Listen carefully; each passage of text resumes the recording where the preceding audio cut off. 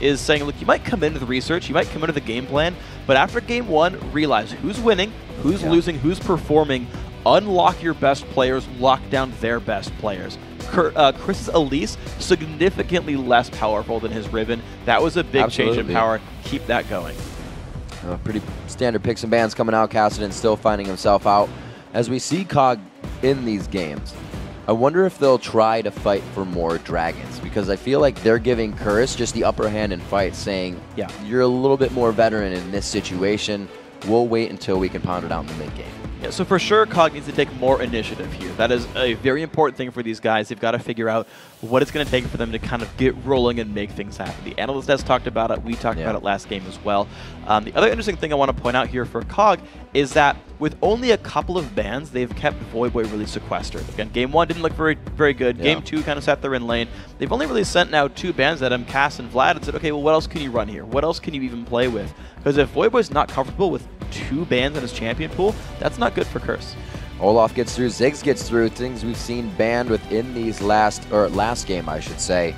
This is going to be big. Everybody's kind of talking about the Quas still and saying, we want him to go mid, but it looks like Voyboy is going to take it. He has quite a big champion pool as well, so Curse could definitely throw some, a wrench, or many wrenches. Yeah, definitely. I mean, if they go for Heimbedinger, then they got a lot of wrenches to throw at them. But Quas right here, I like the first pick onto Ziggs, though, right? He's got a huge win rate. I think he's maybe lost 1 or 0 games over like 10 picks throughout the promo tournament overall, and has been picked or banned in every game this series so far. Of course, that was a win for Zamphira in game 1. Curse, of course, getting banned actually by COG in game 2, but here's Curse back with Ziggs. Important pick for them. It's going to, I think, unlock Voyboy pretty well. Could allow him to roam the map and make plays, and it's just a very powerful champion. Well, that's the thing. Voyboy did do some work that he needed to do, because he drew a Vladimir ban, which means that was a huge threat. They saw the impact of the amplified power composition coming through. Sunfire Shiv, Mundo Sunfire, and it was way too much. You could see the health bars dropping, and nobody's really using abilities in those fights. So he will be waiting once again to get that pick in, but we do see the Annie support for Zekent. So I want to see how this comp starts panning out here for Cognitive, because they've got Sivir and Olaf locked in already. And the one thing I think about with Annie's support is I think she's weak against Double Bruiser, because trying to engage on a big beefy front line with like a 500 damage Tibbers kind of gets shrugged off by people like Olaf and Vi, really. Whereas on the other side, if you actually lock in the Vi here, I think is a very good choice for COG. You've got Sivir to dive them in there, and a bunch of people who can dive in and start the fight. Okay, that's not the case here for COG. So now it's actually a little bit more unlocked, but you know, COG got a couple of really heavy contested picks. The Olaf, the Sivir, both coming through, both very successful as well. Some good picks coming through for these guys, at least. We do see the Leona banned out as well again. That has just been really a huge initiation on Annie. We saw a lot that Annie could not get Tibbers off. Flash Tibbers was up every fight because Solar Flare would be the initiation. So they get that out. Annie may be a little bit more usable within the situation. So with Draven being hovered over as well, we look sort of at the Curse lineup overall, and they're running a very similar team every time through. Dominate and Quas have been Bash Brothers. And I know officially that's Nasus and Renekton, but really they've been these frontline bruisers who are difficult to get rid of. Subbing out. Yeah, they jump on a nothing here partway through the game if they can help it. They also do a really good, job of locking down the double AD comp, which we saw last time as well. And it's just a very strong lineup here. And with the Annie, who can initiate, with Ziggs, who can follow up, with Draven, who's actually reasonably self-sufficient in the back line because you can keep hitting Blood Rush and move fast. It's a very cohesive Curse team where they've got some good early game power through the Renekton and whatnot. But then also it scales in a late game with Draven gets some kills, Mundo powers up, and Ziggs powers up. So both of these teams have shaken off the bad picks. They figured out what to do here. We got Quas going back on Renekton. We saw him going for the Tiamat, Spirit Visions, Randuins, and Black Cleaver build. Not super innovative in its own rights, but really, like Benny said, a squishier Renekton he would have liked to see. Yeah, so I think I want to know if he changes his build around a little bit, because if you could just tank out the Elise, that's a really good thing for him. If he could just like survive any split pusher, Quas can keep making plays and keep creating pressure. That's important for him here on Renekton. For COG, though, I'm looking at this team, and it's like, okay, so Olaf's going to be a big menace. Now, do you bring a friend with Olaf? Elise is not not really a bruiser here. She's kind of, she's mostly assassin, spikes out the damage really quickly, and then starts petering out. So no one's really there to follow the Olaf around to keep making plays. So he's kind of there as like a general frontliner. So what COG's going for here instead is a lot more control. They've got the Sivir movement speed, Elise can start picking things off, Orianna can pick things off, start fights out, but it's a very generalist team with it's a very like Season 3 team. Yeah, We got a frontline, we got a backline, we got utility. We're pretty much good in any situation here for COG, and I think it's a better version of like what Curse ran in Game 1, where it actually has some synergy here. They do have Quas, as we said, on Renekton, which was diving a little too far past, and you could easily get that with an Olaf. The team overfocuses him, tries to chase him down. He's going to have Ragnarok on. Definitely something to look for as Curse approaches these team fights if they do stick together. Quas was a little more team-oriented last game, but on the Renekton, you want to go to the back line, but you're also hoping somebody follows you. Yeah, absolutely, and that's going to be that for Dominate. And the only thing really that happens here on the other side, though, right, the brothers go in, and Curse has a good way of getting in the back. There's one thing that I'm worried about for Cop. So he's on Draven. Draven doesn't escape things very easily, and the one thing that can really screw with him is Elise Repel plus Orianna Shockwave. That's like the one way that COG has in on Cop, but it's a really, I would say, reliable way in and really devastating. He's either got to flash the Shockwave or somehow get so much support that he doesn't die to the Shockwave and then like a re-engage combo. That's one thing to watch for in this game. Another one, Voyboy versus Zamphira. We really haven't seen the roam from these lanes until the 2v2 is halfway played out and somebody's limping away bleeding, and then they get there for the kill. So they have been actually giving each other quite a hard time in mid. Not through kills, but through keeping each other there, keeping it well warded, and alerting their team if there is any roaming. So that's slowing these games down quite a bit too. It is. These mid laners haven't been able to make plays really on, I would say, either side. I think in the long run, I think Zamphira's done a better job of creating pressure. He's put more turret damage down overall. He's locked his opponent down a little bit more. And as we saw in Game 1, he fairly well carried that game on his own Ziggs. Now that Voy's got the Ziggs, I want to see if Voy gets to unlock himself and be useful here. Zamphira and Orianna the same way. Has a lot of kill pressure. In general, Orianna makes ganks happen and has a heck of a lot of teamfight pressure. So I want to see how these teams adapt moving in down the series. All right, so we have a 1-1. We're locked in at a best of 3 here, and we're going to see the next 2 games. Somebody can take them straight. It would be quite a surprise. There's a lot of social media, a lot of people here in the studio saying these teams are evenly matched right now. And this is why they're butting heads so hard. So we'll have to see if somebody can really take an advantage in the early game and run with it. So COG already starting out with something very interesting. Now, it's going to be up to Zaineking's hook and really quick follow-up. So the hook's going to land. Now, can they get it? Quas goes in. Oh, no, he does hook down. Can he get against the wall? He does get a beautiful slice and dice. Perfectly positioned on Zaineking. That's really good there by Quas, and that is why when you start the game, you don't just learn your skill at level 1. Quas was like, oh, I'm going to die. So he learns slice and dice, burn the flash as well. But the reactions to play that one properly, good by Quas. They're going to give the player that's given them a hard time the exact same thing. So they start this one off with a smile on their face, but they are not going to leave with just that. They want more. They want more smiles. Yeah, the cool thing about that invade right there is it gave them control. There's no way Curse would re-engage and pressure them out of this lane because they literally couldn't get 5 people there in time with health bars. So COG got wards wherever they wanted them. They get control over the bottom jungle, and that's a really good thing for COG. That's a quick audible called by Curse as well. We see Quas moving up to the top lane, so they quickly teleport COG to the bottom. This is going to switch up what they wanted in the early game here, so we'll see if it goes in their favor. Whoop. Yeah, that's okay. Actually, it's still good for COG. Yeah, they use their trinket wards to spot everything and say, all right, we're not getting invaded. Smart choice by Zekent to make sure that invade really was working as they expected. This actually allows IWillDominate to trade red buffs regardless. It's actually not even that bad for Curse overall. Yeah, it just takes it out with Smite, no big deal. Problem is that Dominate is still kind of waiting around in the enemy side of the map, and the thing is they know what Dominate's up to. So there's a chance he gets stabbed partway through this game. That red is still hanging. We'll see if they try to pressure. Ziploc has made his way off, and they'll be good. Cop holding this mid lane, so this is going to be one of the first, or mid lane, holding the middle of the lane. It'll be the first time we see them match up. So neither COG or Curse have the ability to incorrectly push the lane and give the solo laner an advantage.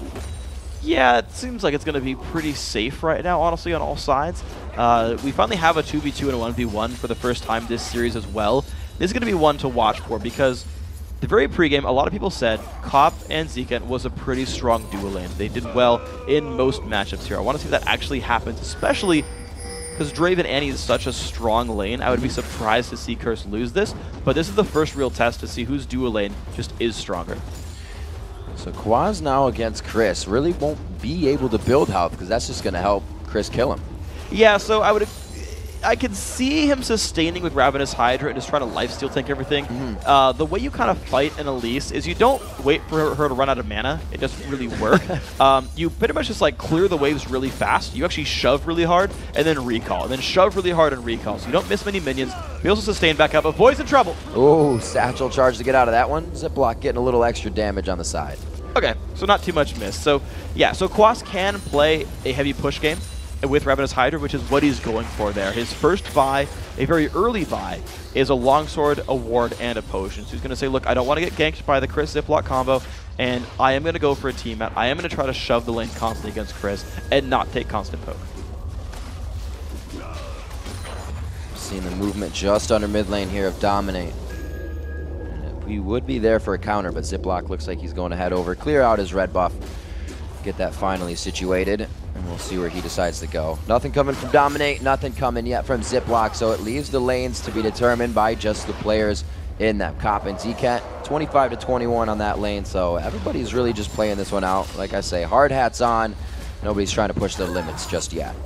Not really, but the mid lane's actually getting kind of interesting. Voyboy's winning this lane matchup despite getting pressured out by the enemy jungler. He's putting some pretty decent damage onto Zamphira, and I feel like Void's going to start to be able to create pressure here. The one thing I talked about with the way Coast played this lane throughout their practice games is that you can really push them out of lane with Ziggs, pull your jungler in, and with someone like Mundo with Masochism, you can put some very real damage on an enemy turret and create pressure on structures and unlock mid lane as this like, well, we're going to kill your turret unless you react to this and force COG's hand. Quas gets hit up break quite hard. Did not get through anything else, so when they get sliced out of this one, are they going to go into the turret? Dominate's right there, putting himself a human shield between himself and Quas. But the first blood goes to Dominate. He gets it, and it is going to be the pickup by Cris. Wow, right place, right time by IWillDominate. It was a good gank by COG to recognize Quas's flash was still on cooldown from that level 1. It's just coming back up in the near future. Whoa. Oh, this pull though! Threads the death sentence in. Cop forced to use the barrier right away in the situation, then the flash seeing the follow-up damage. And they are going to be safe on that one. COG grabbing an advantage in the bottom lane. Yeah, it's going to be a couple of Summoners burned. I like that play. Very good hook there by Zaineking. And, well, looks like the duo lane, even with a slightly weak lane like Sivir, doing a great job. I like that. It's great to see a team doing well together when you only grabbed members 3 to 4 months ago. Teams that people that haven't been playing whether. Valkyrin was out, Zaineking was in, and he's really been just gelling with the team so well, and you can see it in these games. Yeah, it's really good for these guys being able to put the lineups together, because we've seen so many teams switch lineups throughout the offseason and then have to make it all work so quickly. Gambit even said themselves, like, yeah, getting him back was just so, getting Edward back was just so useful for us. We'd played with him for so long. Yeah, that synergy does matter, and these teams, of course, will continue to improve. But this is when they're tested, is right here. Still fresh lineup, but they got to make it work right now. It's a best of 5 freak. It tests more than just that physical. It tests the mental. You have to stay positive the whole time. It's something Korean players live off of. There can be no negativity in your gameplay because then you kind of feel that something won't happen. And when you always know you can, move on forward. And right now, Curse is looking to get another win off of what they did last game. Cris didn't really want that fight. He went in, but he didn't want it. Yeah, just kind of going for harass. I mean, all the spider form abilities are free anyway, so anytime you can press the buttons to mess with your opponent, maybe deal a little bit of damage, there's really no lost resources there, so Cris can be happy to spam right now. But of course, the junglers are looking around, still trying to create pressure. The bottom lane, it's very volatile. Both these AD carries can put out a lot of burst damage with Boomerang Blade or just with Draven being Draven. Annie and Thresh both have a great amount of crowd control from range. They can set up their junglers for kills pretty easily, and I want to see next time these guys show up. Ziploc tried, but turned back around a little while ago. Dominant usually focuses Quas lane. They look to get him pretty fed right now, but he's doing a little bit of counter jungling of his own, and it looks like we may get focus on Voyboy in mid. They know Ziggs is going to be a problem. He kind of walks it out, but I think he was seen by that ward and saw the movement of Voyboy. Yeah, so right now these mid laners aren't getting to do very much. The first blue buff is when things start to get really interesting because you've got enough mana to just relentlessly clear your lane out and guarantee there's no opportunity cost to go and roam. So right now the blue buff's being taken about the same time. This is when it starts to get interesting. So, alright, Voy's got blue, Zamphira's got blue. Both these champions are very good at killing off minions, and there's not much to do once you kill the minion wave, so it's either going to be like game 1 where Voy kept taking race, or they actually start joining their junglers and making plays in the other lanes. Gold's there very close within this game. Dragon, you know it looks tempting to these teams. They're thinking about it. But right now the laning phase continues. See Voyboy going back to pick up raids. He wants to keep himself safe in lane. There's really nothing to push, so he's letting the wave actually come to his turret every time. He is fearing Ziploc a little bit, and he knows that ultimate from Zamphira can turn things very quickly. I like that though. The Debbie does a low enough damage that he can last hit while still setting up the rest of them under the turret. It's a good adaptation. It shows that he knows nice. Ziggs really well. Yeah, I like that. So Cris actually, interestingly, ran out of Spiderlings so far. He's actually been fighting Quas pretty heavily, losing his spiders while doing so, but ultimately running out of mana, which he needs to spawn more spiders. He thought that was going to be a cocoon, but it was the Q. He gets a good amount of damage in there. Cris feels confident. He's in no mana cost mode. He's just going to keep farming the lane. 55 to 50 there. It's really the best CS matchup we've had, but really the first time they've matched up. Yeah, exactly. These lanes have actually gone very equal in the head-to-head, right? 7 minions different in the top lane, 8 minions different in the mid lane, just now 7 in the dual lane down here, and of course now it's Cop's turn to go by. So the sort of stagnant, hey, the laning phase is happening, isn't changing very much, with the exception of IWillDominate. He's had a couple of successful counter jungles into Captain Ziploc, largely due to Ziploc looking for a gank, getting spotted by a ward, and turning back around. Again, we see Curse with heavy ward coverage. It's allowing this. Aggressive wards into the enemy jungle. I'd say Quas is getting focused just a little bit. He does have that ultimate up. He throws it down, but he's forced to flash as well. Keeping himself safe all the time. He's really costing COG a bit of time that they want to use somewhere else. Yeah, they're spending a lot of effort on him, though I think I like that choice by COG, because we kind of identified that the best playing player right now for Curse has been Quas. If you shut that guy down, right, that mid-series adaptation, shut down the best player, you just do so much for your team. It really helps you to continue on and have a lot of presence in the mid game, because the star players aren't doing anything right now. Unfortunately, those ganks aren't working just yet, but it burned Quas' flash. They've got another 4.5 minutes to try again. I can see it happening. Ooh, the ping's going down for Dargon. Yeah, that's Dragon. They're going to be going for it. We'll see Voyboy really moving himself around, farming out these camps. He just went for white, and he's actually keeping up with Zamphira. Now just past him, but Zamphira is doing the same thing. So these guys are adapting to knowing they can't roam because there's too many wards, and just farming the heck out of their jungles.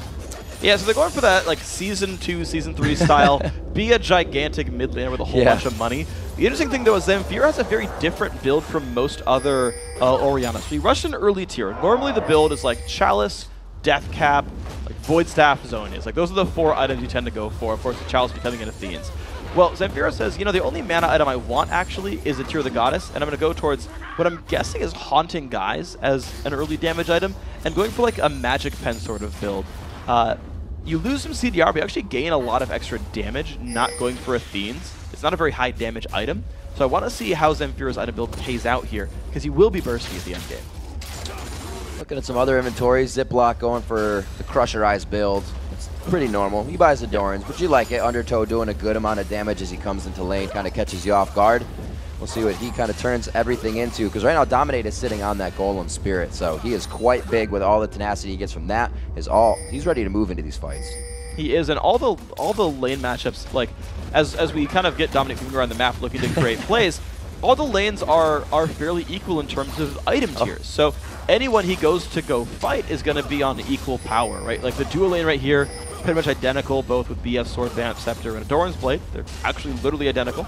And, you know, kind of a similar situation in the mid lane, kind of a similar situation in the top lane. So it's not like one of these situations where Dominate can say, look, you have an item lead, I'll gank for you because it's a free kill. These guys have to create openings where there aren't any otherwise. They're fighting equal power champions. Very interesting communication there as if we were looking at the mini-map. Just kind of Quas moving down, and then he went back up. The pink ward really deterred anything from happening at that dragon, but they're still hanging out in mid. And no, nothing's really getting pressured. Cris moving down out of lane, probably should be staying and pressuring that lane. Yeah, he's going to go back for it right now, and Quas is going to show up a little bit late. He'll miss just a hair's worth of gold right here, depending on how he last sits under turret.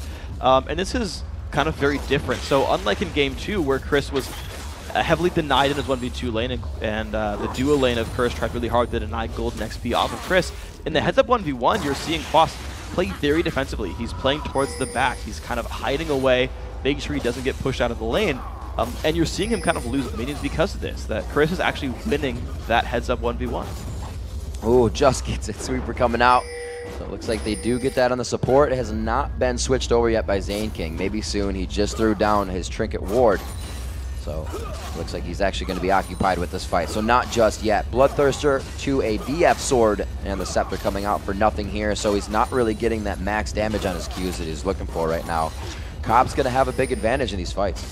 He really is, and that BT keeps on stacking up. You're seeing the rotation come down from Zamphira. This could be very important. If Curse overextends, there's so much engage potential from Thresh or Orianna that COG can just explode a fight out of nowhere. Curse has to constantly be aware of what Zamphira up to, because he can make us die. You can see more of the mid wards. Voyboy's ward right there, keeping sure Zamphira isn't roaming too much, and if so, he can communicate it. Dominate. Looks like they'll be hugging this bottom lane right here, but figuring they're not going to get the turret, they want the dragon. And they really do, and the thing is, I don't know if they're going to be able to take it is the problem, because there's not a lot of ward coverage for Curse. They don't see deep into the enemy jungle, and nothing here has gotten to already back and get his Bloodthirster. So there's no lead to use. They didn't rotate their top lane down sooner. Cris actually creating pressure on his own. This is a remarkably well-timed engage. Problem is he gets spotted out. It's gonna nope. Is he going back? Got to get that last auto attack in. They're just dancing this one out. He's going to get good damage on Quas, but like I said, Quas not building that HP, is able to just kind of fight it back. He does have the Tiamat auto reset, so he can get some damage out before they get away. And the one thing I really like about Quas' Tiamat build is he just completely shreds Elise's Spiderlings. He actually heal off them with his Q, and it's a significant portion both of her damage and her sustain is those Spiderlings. Quas is very well poised to remove that power. It's like they hold the Ziggs bomb. There will be 0 attempt for the dragon, and COG, third game in, grabs their first dragon away from Curse. And that's kind of what COG's comp does. Their 4v4 is actually very good. It's very well self-contained. It's a lot of crowd control, a good amount of burst, and good follow-through, especially with that Bloodthirster being done. And Curse knows that between Orianna and Sivir, it's easy to catch them, but Quas trying to make plays 1v1. Itemizing quite well with that Glacial Shroud, but he still takes a good amount of damage, and he's forced to flash Cocoon out of that. Quas showing dominance in the top lane now, is going to start knowing he can bully Cris around. Well, he did take his ult. Ooh, nope. Zamphira, you're stuck in lane. But Quas, here's the interesting thing though, is Quas burned his ulti to do a lot of that, and Cris has simply pressed E to disengage. The difficulty is that Cris is running out of mana, but I feel like if Cris can find some way to get a real mana bar here where he can actually cast spells more than a few times, it's a good fight for him. Could be Cocoon up. He has to switch forms and doesn't have that mana. Turns around so he gets the hit off the front of Cris on Slice and Dice. Very well played. Still loses flash for it though, which is really all that COG could have expected to get right here. The rest of the team going in. Looks like Zaineking is going to be the target on this one, but he gets himself out with his shield. It's going to be the Burning Agony, and one last swipe coming from Dominate. Very well played right there. Amazing spell shield by nothinghere to block the Timber stun and get himself out, but the problem is Thresh doesn't have a spell shield. And Curse takes the initiative to go and dive and say, you know what, let's go for it. It was a very smart choice right there. When you have an initiator, that's what COG should have done in Game 2. Just start fights, find openings, go for kills. All right, this game picking up a little bit faster. 2-1 in kills already. We only had 1 kill by now for another 22 minutes. But the turrets are traded. It's going to be gold on either side. Oh, nothing here. That could exactly be the result of this. He will get the dodge. No, he flashes over the wall. Saves himself. Wow, and Cop could have flashed to chase it, likely would have gotten the kill, but had completely no vision in that lower jungle and chose the more safe option, which I really can't hate on. I think it's probably the right choice, but Quas with no flash. Ziploc just keeps showing up here. Fancy moves by Quas. He's all laced up and ready for the fight. Looks like they are going to get themselves back. Cris has been in this top lane with very low mana. He's kind of using whatever reserve comes back while the camera's not on him, and you can see the fights just aren't going all the way they need them to. They're trying again with Zekent on the roam right here. I don't think anyone makes any huge headway here until IWillDominate shows up, making it into 3v2. We also have rotation from Zamphira, and it's going to be Zaineking. He'll be janitor duty here if he even tries to get him. He's kind of undecided whether he wants to cover mid from Voyboy. or go up to the top lane. Voyboy doesn't look for roam here. His ult's down, but it is on that blue buff. So a lot of potential could come out of this next fight, and COG knows it. They're kind of hovering between what they should do. Yeah, here's the interesting thing, though, is COG still, I believe, has good playmaking potential. Yeah. The problem is they've now left Cop alone in the bottom lane. No one is there at all to defend He's going to him. get a Nexus turret. Yeah, at least one. I mean, he's so close to it. But Ooh. yeah, it's free farm that COG's not stopping. Good choice there. Cris drops down just on the enemy minions in front of the turret, and Nothing Here is going to be able to meet Cop in the bottom lane. We'll be able to shred out these minions as we saw Silver doing it last game. He actually could still be going for the static shiv. He's quite far behind though, because Cop could be finishing this last Whisper quite soon. No, not at all. Almost. Almost down the red buff. Oh wait. Nope, they did. Dominate, yeah. Dominate on the other side. There we go, okay. Dominate, good job on the red buff grab. I wasn't watching for a second right there, but you're seeing this actually looks a lot like game 2, where Curse just simply slowly but surely outlaned their opponents and built some leads. The difference being that COG actually is getting some pressure on Dragons this time around, which lets them stay into the mid game a little bit better, but Curse are out pressuring the map because COG still aren't forcing a lot. These mid laners still really haven't left their lanes very much. Yeah. And it's like, honestly, I feel like 6-item Ziggs is potentially a bigger threat in terms of damage than Orianna. And so in that case, like, the difference between the champions becomes a little bit better towards Curse's favor. Problem is, COG can make plays off Ori so much easier. Same with Sivir. Oh, is the W just enough? Oh, they're going to go back into the fight. Dominate just on the backside. A very nice spell shield from Nothing Here, and the kite is going to come in. Cris taking caught axe damage right now from Cop. And it's not anything he wanted. They back out of the fight. Quas and Voyboy kind of holding down mid lane. And it's going to be, again, I think this is where the top lane gets left alone for quite some time, Freak. Yeah, I mean, it's the thing is, there's been so much effort put onto putting down Quas, and it hasn't turned into anything. Like, how many times has Ziploc shown up there, tried to make the play, and then, you know, they only burned the flash, or Cris missed the cocoon and it didn't happen, or Dominate was there to counter gank. Every single time, something stopped that from actually working, really. The one exception being the dive where they traded and Dominate got first blood anyway. These dives haven't succeeded here for COG. Like, I keep saying they should be making plays. They're trying to. The problem is they're not working. And despite all of that, Quas still up 20 minions on his lane opponent. That 1v1 matchup, despite COG's efforts, still going Curse's way. So I'm saying, okay, well, try a different lane. And you saw them try to dive towards the bottom. Didn't quite work, but COG can't stop trying. This is actually going to be a pretty big fight. Blue buffs just came up, and they're actually quite timed with Dragon here. So this is big. We can see that Zamphira's just presence in a lot of mid lane engagements has pushed Curse off. So this being around Dragon is really big for them. It is, and they've got the positioning. You've got actually Cop on the wrong side. This is... So Curse's best play right here, I think, is to actually create pressure on other turrets. To say, like, we can trade a turret for a dragon. Now, an outer turret is not worth as much as a dragon 20 minutes in, but at least it's something, and you're seeing that it forces COG to step back. COG feels confident, right? They're trying to cover all their bases, get the dragon, and stop the turret, have their cake and eat it too, and they're trying, but this might split COG up a little bit too much. Curse now grouped up, could maybe get a free kill on someone out of position. They have position on Dragon, so it's Curse's entry into the fight. But remember, COG was kind of in the same spot Curse was. And when COG left the fight and came back in, they cleanly grabbed Dragon on a mental mind game. And it looks like it might even happen again here. The problem is Elise is kind of on the wrong spot right here. If Curse can go in hard, no, they're not going to do it. Dragon's picked up, and actually a very clean disengage by COG. They completely swept. They didn't even completely sweep the ward control away. They just simply got the damage up there. But the mid lane turret's under siege. But even that's been controlled properly. Well done by COG. Really great job keeping Ori mid. They didn't need the biggest amount of AoE that they had for the fight.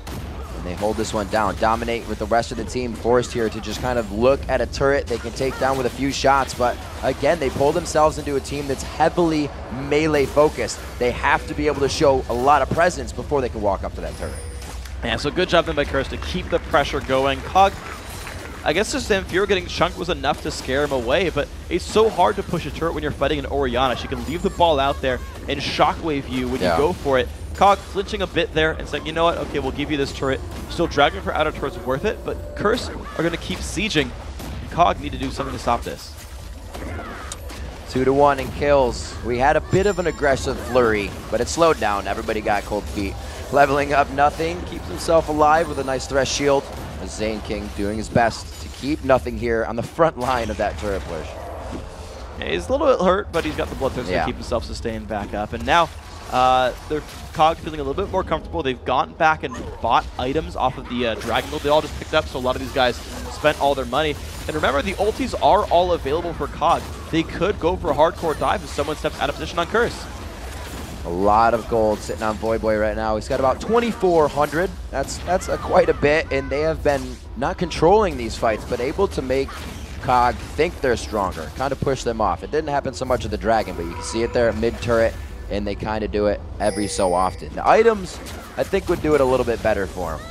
Yeah, and the interesting thing about sort of COG analyzing how strong they are is remember that 2 of their items on their mid laner are scaling items. They're still building up Cure the Goddess, stacked 580 out of 750.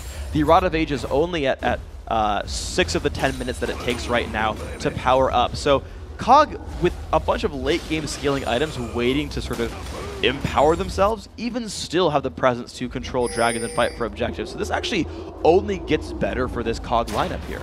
And already in the game, it's very slightly seen here, but look at COG's kills and deaths again. None of the AD, none on the mid lane, and none on Cris, the people that need to be alive. They're doing it with the initiators once again, and if they can keep doing it, it keeps them up for the experience, the gold, and they're going to scale really hard. And keep in mind that Renekton does fall off more than most of the other conventional top laners there. Like, this is kind of like game 2 in the reverse, where realistically, COG can kind of like just wait out the team comps here because they're not that focused on having nothing here be super well positioned and like hide away from a bunch of diving bruisers, right? You've got a Sivir ulti and an Orianna. It's going to be pretty easy for Sivir to kite away from Mundo and Renekton until their ults time out. Meanwhile, Orianna is just doing so much work, tossing CC out there, putting up resistant damage, and it's going to be a scary situation for Curse. That's why you saw them siege a little while ago. They're kind of trying to put the pressure on in the mid game here and use Voyboy's Ziggs. I mean, he's got 300 CS. He's doing very well. Use Voyboy to get this game rolling. 100 bonus mana off of Seraph's Embrace as the Archangel staff has been finished up by Zamphira, like you said, really putting out the plays for his team. And you can see he is actually already focusing on home guard, so if he's ever not in the fight and back at base, he knows he needs to be with his team. A huge factor in the crowd control and the fight initiation. Quas coming on the backside of Cris here. They're going to go high five at the tri-bush. And it looks like Cris is going to be locked up quite hard here. He gets the stun. Oh, he goes on the other side. Very nice. Zekent was his out. That is not going to be enough to kill him, but Dominate with the ulti down. A little bit of a speed boost here on the hunt could be enough. Oh, good guy, nothing here. That was really, really well played right there. Cris also had the Spiderlings behind him as well, which blocked the first attempt by Dominate to Cleaver. And as Dominate chased through, nothing here, made the really good choice in the middle of that one. Spell shielded a bit early, but it worked out. And that was all kinds of a wonderful play on both sides. Now, Zamphira has finished his Archangel staff. He's most of the way to Seraph's. That champion is starting to really, really unlock. And as soon as he adds, I'm going to guess, a Void staff next, he's going to start chunking the tanks. Kindle Gem picked up on Quas, not trying to get too healthy so Cris can take him down. But he knows what he needs to build. The lanes looking quite even right now, so nobody has the advantage there. 3-1 in turrets, however, so the vision increasingly going in favor of Quas. Quas? Quas. Of course. As they move into the jungle. So that's going to be easier entry to the buffs, easier entry to what they need, and possibly the Dragons back that they really took for the first 2 games. Absolutely here. So let's see, Curse, can you get the siege going? Because there's a bit of a clock on you guys right now. Voyboy, I think on something a little bit more comfortable. He's actually securely winning his lane in terms of minions. He's actually had some real pressure on the map. He's been integral to some of these pushes that Curse has been putting down. So finally, they found a champ for Voyboy that works well. And that's important because, again, even after this game, there's still at least one more to play here. So Curse has to keep that in mind. As does COG, where Voy's actually been useful finally in this series. That is important. But you know, I still think the clock is on a little bit here for Curse, and what kind of play are they going to make? I think the siege game is still good. It's just hard to siege against Orianna. And it's hard to siege when you really don't know what the other team brings to the table. In the first game, we had fight kind of after fight. They knew what damage they were doing. In the second game, no one killed each other, and that's what's happening again. There's power in both inventories, but everybody's afraid because they haven't seen the result yet. So it's kind of just the we are right now. We can sit here and we can farm. Yep, high-pressure tournament games, these guys very risk-averse right now. Yeah, absolutely. And it's caused them to take a whole lot of thought about, like, okay, what can we do ideally next time? The Dragon is going to keep forcing the conflict, and Curse actually really making a stand here. Curse says, you know what, we're strong enough to take this Dragon. We're going to zone you out with this Ziggs. I like this by Voy. With blue buff, he can keep putting out mines, keep putting out satchels. Curse should have decent position here.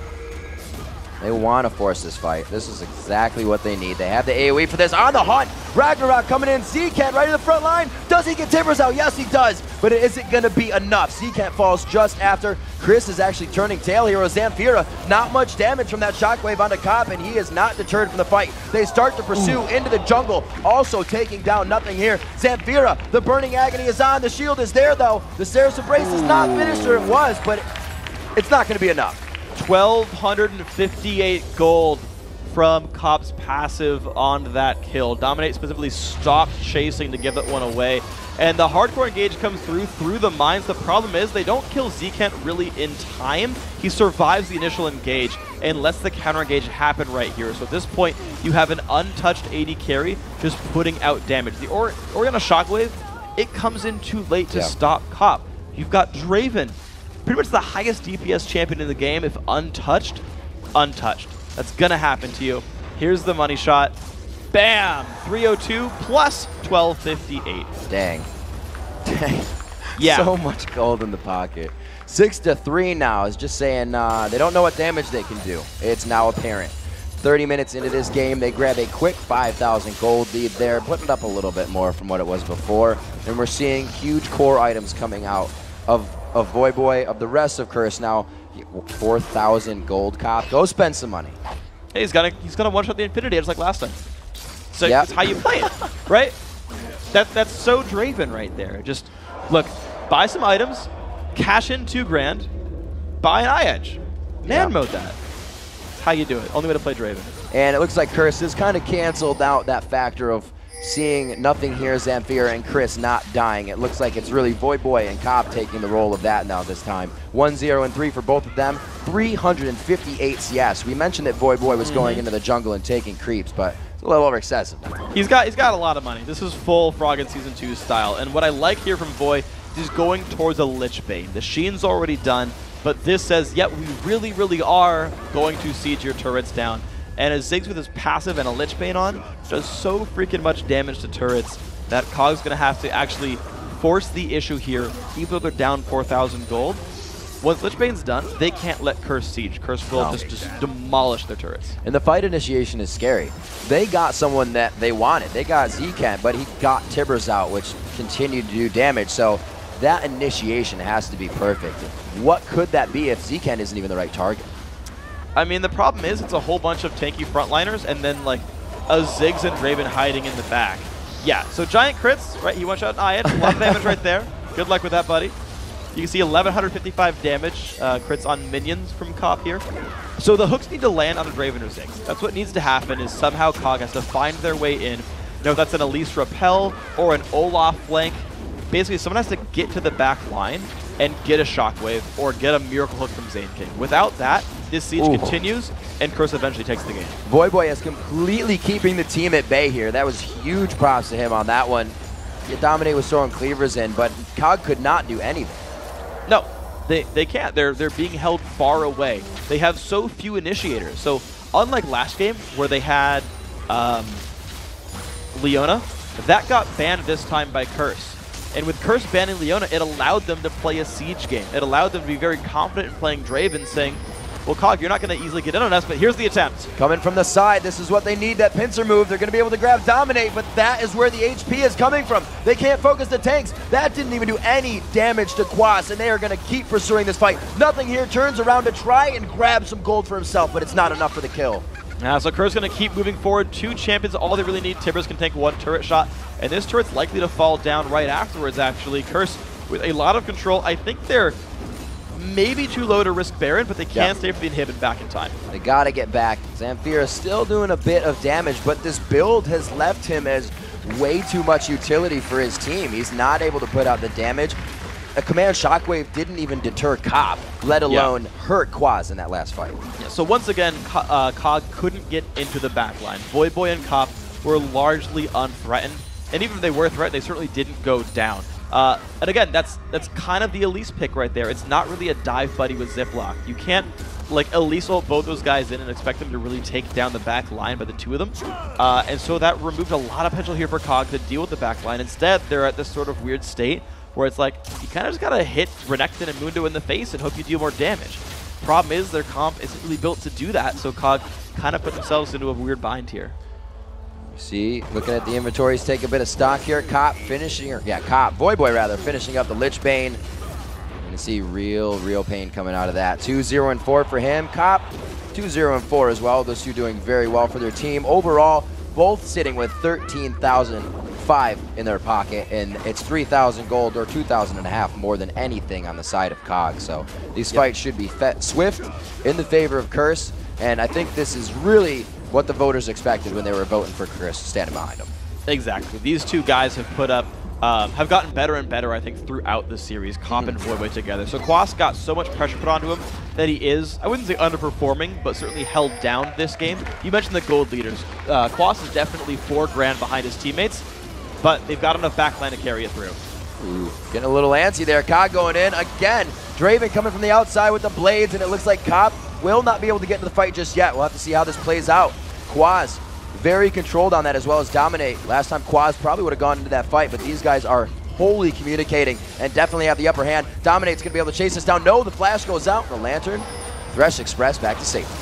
But they're still maybe chasing through. Nah, this is going to get them out here. But again, Curse is the team in the lead, and they've done a bunch of damage. They can start going for objectives again, whether that's a side lane turret or a push for the Baron. Looks like they may have an upper edge here, enough that they want that Baron. They put down a whole slew of wards. Looks like Ziploc's able to dodge those out. They are going to hold him at bay here. It may be an attempt, but this is going to be scary if they want to try to get back in. Ziploc is just on the outside, but he's got Ghost. Well, they can try again for the steal. With the Lantern, it wouldn't be that unsafe, but no, it's going to be quickly taken down. COG a little bit gun-shy and trying to face check that. They know they could be jumped on by a Flash Tibbers, for example, and that could have spelled a number of kills. So this is COG saying, okay, we'll give you the chance at Baron. We're not going to throw an entire team fight at you as well. We'll play again for another day. But now COG have to survive a siege against Baron buff. That's going to be hard. That's not what you want to see. Dominate definitely playing a lot stronger of a Mundo that came out in the first game. They've gotten this going, and we're seeing how they're using that advantage. Curse was really stalled out, and I think they did it to themselves in the first game. And like you said, something has changed in the series for them, and they're doing a lot better. Yeah, they've got really Cop and Voyboy really rolling right here. The two longest standing members on the lineup for Curse. They're really putting up now when it matters the most here. This game 3, I think, looks the most convincing of any of the games we've seen so far in this series. And it's like, all right, Voy got something comfortable. Cop's doing well. The 2v2 lane went just fine. And they're starting to really scale up in these team fights. They're hard to deal with. COG they don't even have a comp that'll deal with those champions. So it's really just on Voy and Cop to keep playing at this level, and they can carry their team on their backs. Quas. Oh, there's the Yellow Command Shockwave coming in. Voyboy can take that down to 25% HP. Ziploc is being aggressed on. Nothinghere trying to give his team on the hunt. A little bit of utility to save on this fight, and it looks like they will do so. Not much damage was done to the turret there, but we talked about that. If Curse approaches the turret, it's for the fight, not for the quick takedown. Yeah, and now inhibitor turrets do regen as of the 3.14 patch, so if they push too slowly, they don't make any actual headway. But you just saw a fight that started with Voyboy getting caught, and he, oh my gosh. Oh, coming back. Woo. So that's really scary, and now I think Chris can go in. Great job. The 6-foot sidestep by Chris, and he keeps himself alive. The turret will go down, though. They wanted it after there wasn't enough COG members to take out for themselves, and they're going to turn around and grab a pickup onto Ziploc there. The inhibitor goes down. Curse starts to gain a huge map advantage on this one. And here we go. These guys take one and hit. The second one laid open as well. This will be 2 inhibs at least. And with Baron regen, they could just stay in here. Yeah, Baron's going to be huge for this, especially the damage that Cop is putting out. It's one of those just complete thought changers. You get hit by one axe, and you do not want to do what you were set out to do. No, not at all. And in fact, Curse can keep the push going on the bottom lane because they've got a giant minion wave leading the charge here. Again, the regen keep these guys healthy. Will COG go? They're looking for it. There's the on the hunt. The Talisman of Ascension has not been used yet. Is that for the disengage? They only get Zekent. The ults are not enough coming from Zamphira right now. 60 seconds on the clock as he goes down, and it only took a few shots from the entire team. And there we go. Another inhibitor go down. Ziploc just respawning now. COG actually looked for a 4v5 earlier. Chris not likely to go anywhere good. Zaineking dropping as well. Dominate was just standing in front of that, taking damage as he put his ultimate on, and it pulled COG into a scary, scary fight. This turret's going to go down, and the base is in shambles for COG. And now it's just Curse cleaning up all the scraps. This is going to be their game. They put themselves within one of getting back into the LCS. Curse looking better and better and better as the series goes on. Incredibly more definitive in this game. There was no pause. They didn't even get the first dragons, but Curse knew the entire time how to do it again. They got back on the bike, and they're going to pull out a second play. Very well played by these guys. 2-1. They started game one with a loss. They came back, slowed the game down very heavily, and regrouped and said, all right, we're doing good. Now, the players who were, I think, shaky at the start have turned themselves on. All of Curse firing on full cylinders. They look like the Curse that we've seen in the LCS for a year so far. First game, probably a little worrisome for the fans. It definitely looked like a different Curse, a Curse that was completely retooled but didn't have that vim, vigor, and vitality that you would usually see. Yeah. VVV, though, not here much. It's not even... No. But Curse looking a lot better in that one, honestly, putting themselves together. And COG, of course, now up against the ropes is the thing. They're up here, game 4 coming up. They're one game away from elimination. They won the first game. Yep. They can think back at what happened there in the first game and say, okay, let's start adapting some of those decisions right there. Let's start bringing back what worked so well in game 1. The problem is some of what worked so well is getting banned away by Curse, with them taking away Leona and them taking away Riven. Yeah. A lot of those options are gone. It's good when you've done your homework. You're able to really get under the skin of your opponents and figure out what's going on. The COG maw has been huge, and I think for 2 factors. One, it's really, really unpredictable, and it just comes in strong. It's kind of what we've been seeing with, the Amumu being played, a Warwick being played. Yeah, they could have focused those lanes and done it, but nobody's seen that in a while, so you're not knowing what to expect as you move on in the game. And then they're just taking their champions, so it kind of doesn't work out for them. All the comfort's being removed from COG.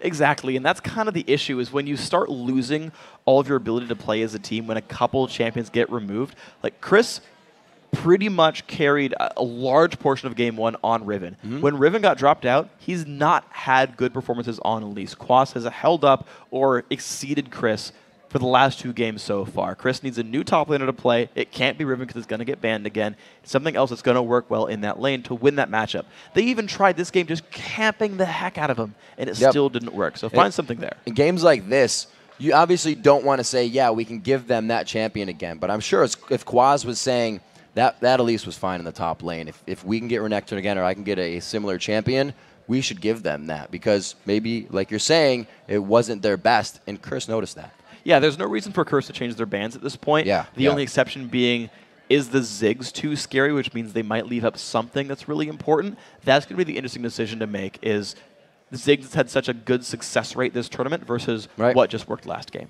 All right, well, we've got to take a quick break, but when we return, it's on to game 4 between Curse and